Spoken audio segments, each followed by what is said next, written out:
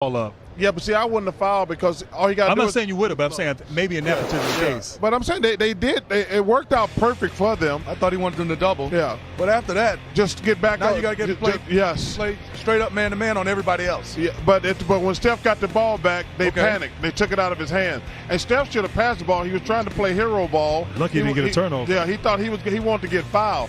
And right here, Livingston saved him. Because if you see after the game, Iguodala saying, hey, you made that play, Livingston, by coming to the ball. Because if he does not come to that ball, we keep running the highlight.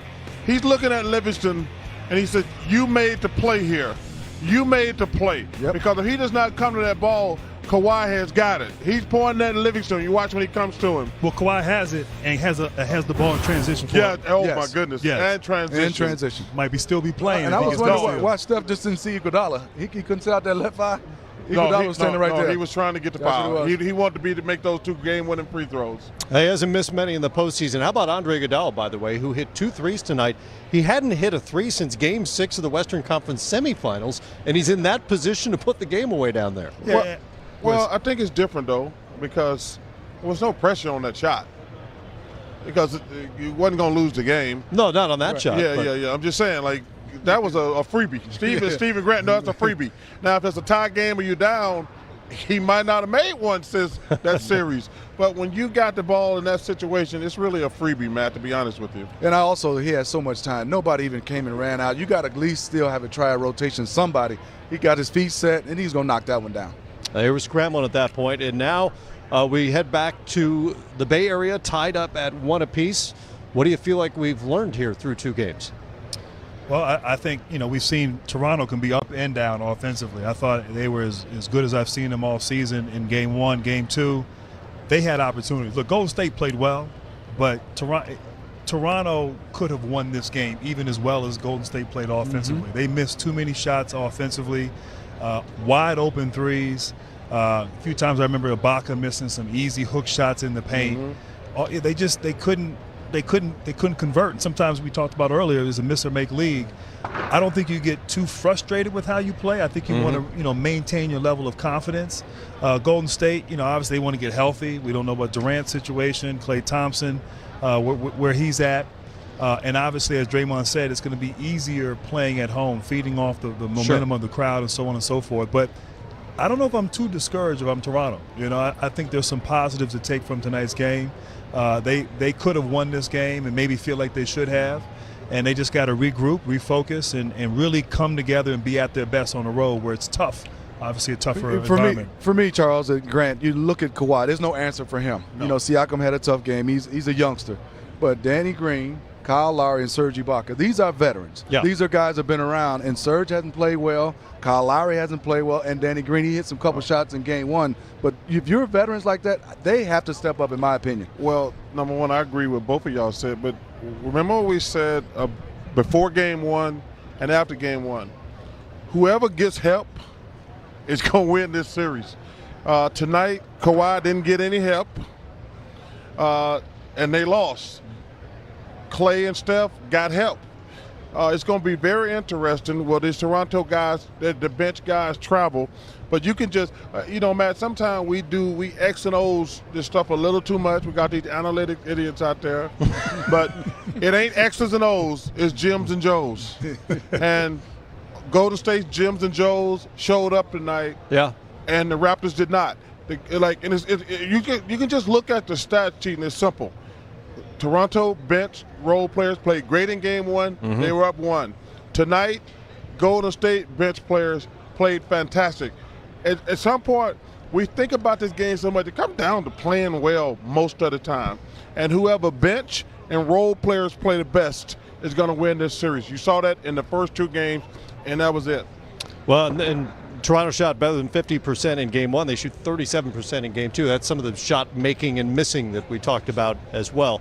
Let's take you inside, get thoughts, including on the injuries, from Steve Kerr. Okay, we'll take questions for Coach. Mark, first question here in the front. Area News Group want to see if there's any new information on Klay and Kevon with their injuries.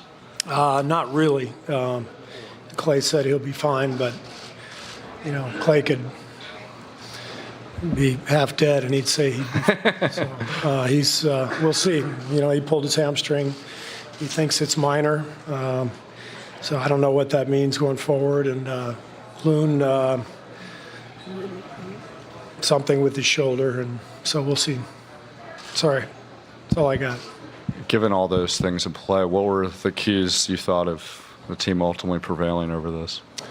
Well, I said yesterday and today that 109 points is plenty to win the game, which is what we had in game one, but we gave up 118. So it was all about our defense, and we held them to 37% and, forced 15 turnovers and guarded the three-point line well. So it was championship defense, and that's what it's going to take.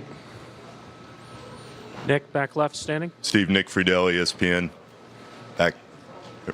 How would you put into context the performance DeMarcus gave you, given the fact that he's missed 6 weeks and he tore his quad? I thought he was great. I mean, we came in thinking, all right, he can, maybe play 20 minutes, and he gave us almost 28.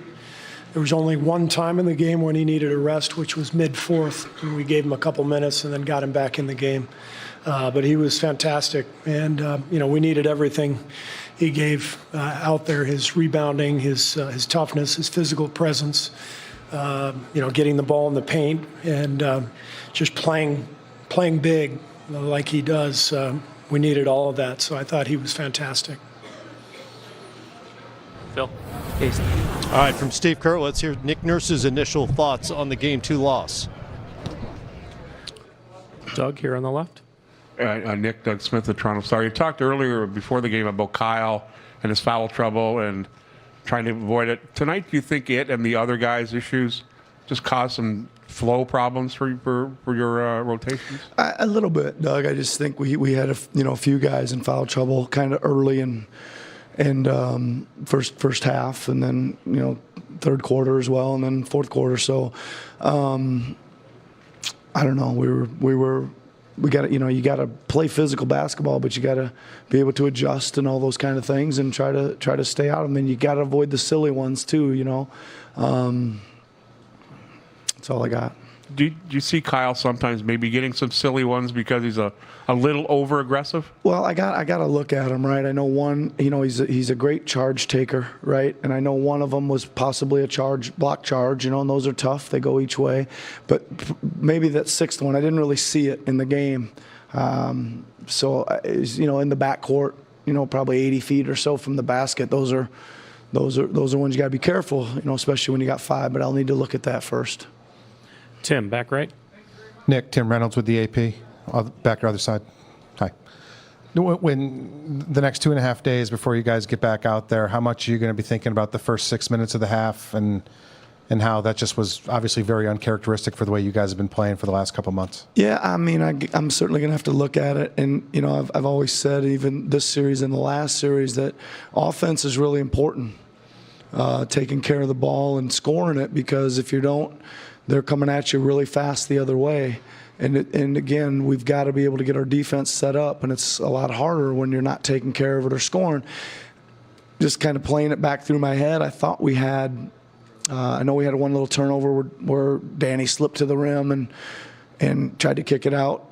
But I think, Mark had a couple real nice little looks there, and we had 4 or 5 decent possessions there, and we just came away empty on all of them. And then we had probably 4 or 5 that were not good possessions either. So, certainly the offense hurt the chance to get the defense set up there. So, yeah, I'm going to have to rewatch that. I'm probably not going to enjoy that very much, but I'm going to have to check it out.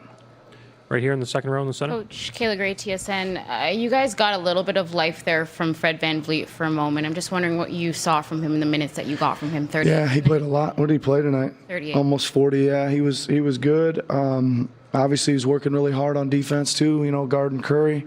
He was running the team. He was making really quick decisions off the pick and roll. He had some good looks. He probably hadn't played that many straight minutes in a while. I think he had a couple that are late. He was probably a little tired, but he kept taking them and stepping into them. But 17 points from him is great, and running the team the way he did is great. All right, first thoughts from Nick Nurse on the Game 2 loss. Oh, they're waiting for you at Oracle in Oakland. Final days at Oracle Arena.